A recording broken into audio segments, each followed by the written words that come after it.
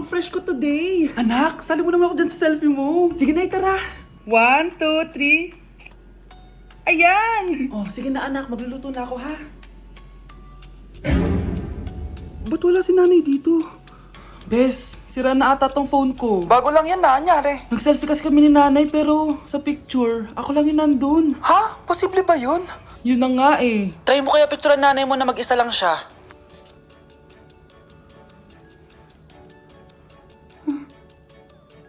Wala talaga siya.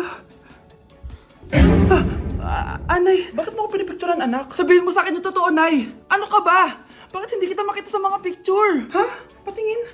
Oh, nandito naman ako ah. Ano sinasabi mo anak? Alam mo anak, kumain ka na doon. Gutom lang yan.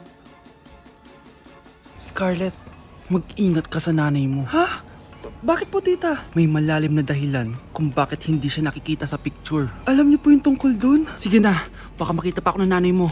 Kaaway ako nun. Tita! Oras na para malaman mo kung sino ka talaga, Scarlett. Mukha ka na namang stress anak. O eto, mawawala yung iniisip mo. Ano to, Nay? Gatas lang yan, ano ka ba?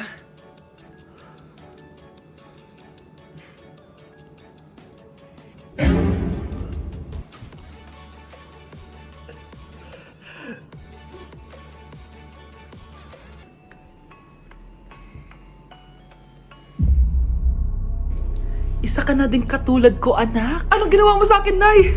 Kakaiba yung nararamdaman ko. Gusto mo malaman ang totoo, di ba? Isa akong diwata mula sa mundo ng Encantasia. Ha? At isa sa kapangyarihan ko ay ang manipulahin ang picture na nasa cellphone mo. Bakit yung mula sinabi sa akin, Nay? Dahil ngayon ang tamang panahon, anak. At nasa katawan mo na ang kapangyarihan na para sa'yo. Pero paano ko malalaman kung ano yung kapangyarihan ko? Ikaw ang tutuklas niyan, anak. Ano kaya magiging kapangyarihan ko? Baka nagiging invisible ako.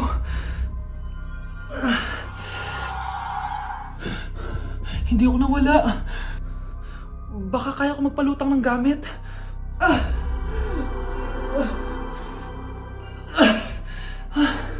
Hindi lumutang. Ang hirap naman nito. Baka kaya ko tumagos sa pintuan. Aray, aray, aray. Aray. Natatay ako.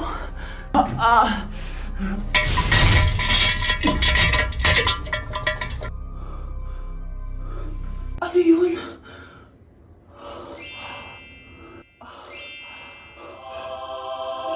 Ito ba yung kapangyarihan ko? Tumain ng ginto? Nay, alam ko na yung kapangyarihan ko. Tumatay ako ng ginto. Anak, uminom ka na maraming pampatae para yumaman na tayo. Talino mo talaga, Nay.